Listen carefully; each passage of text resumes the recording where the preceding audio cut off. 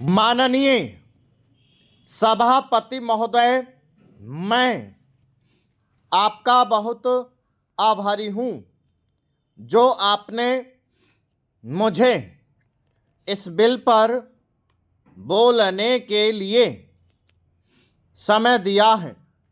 यह जो बिल सहकारिता समिति को एक समिति में भेजने का निश्चय किया गया है, जिस पर कल से बहस हो रही है, उस पर मैं आपके आदेश से कुछ कहना चाहता हूँ।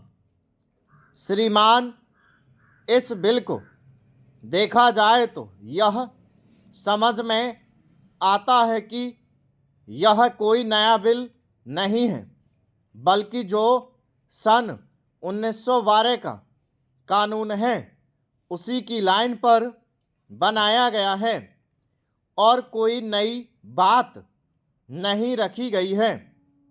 श्रीमान, इसमें सहकारी खेती की बात रखी गई है।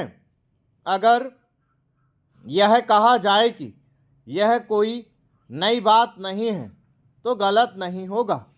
जहाँ तक सहकारी खेती का संबंध है तो उसकी तरफ जनता और विशेषकर किसानों का बिल्कुल कोई झुकाव नहीं है और उनका झुकाव ना होने के कारण उन्होंने उसे उस सीमा तक नहीं अपनाया जितनी सरकार को आशा थी।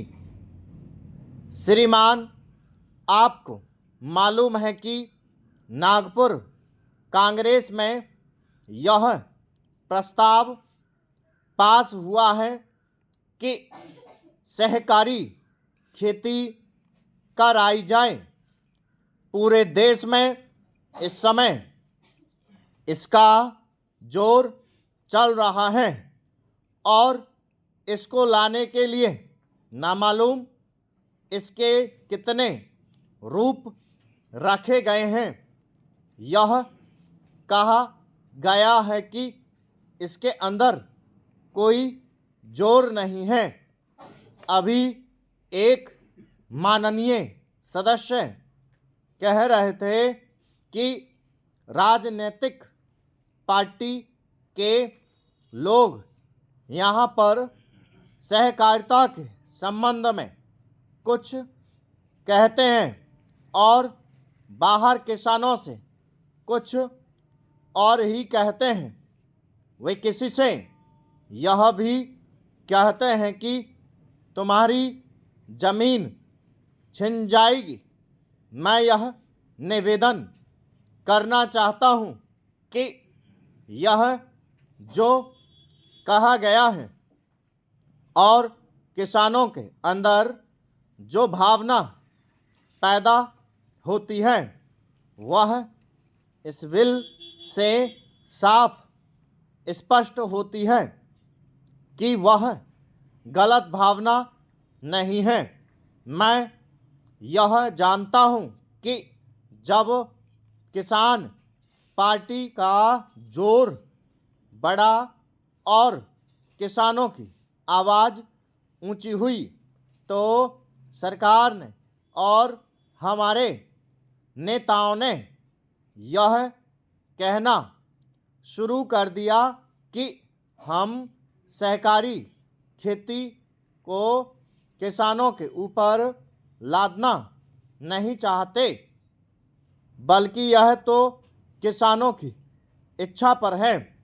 लेकिन इसके साथ ही साथ एक बात मैं पहले भी निवेदन कर चुका हूँ और फिर भी निवेदन करना चाहता हूँ कि नेताओं का अपना विचार होना चाहिए। किसी सभा में जब यह कहा गया कि यह जो सहकारी खेती शुरू की गई है यह तो अंत में सामूहिक खेती की तरफ ले जाएगी।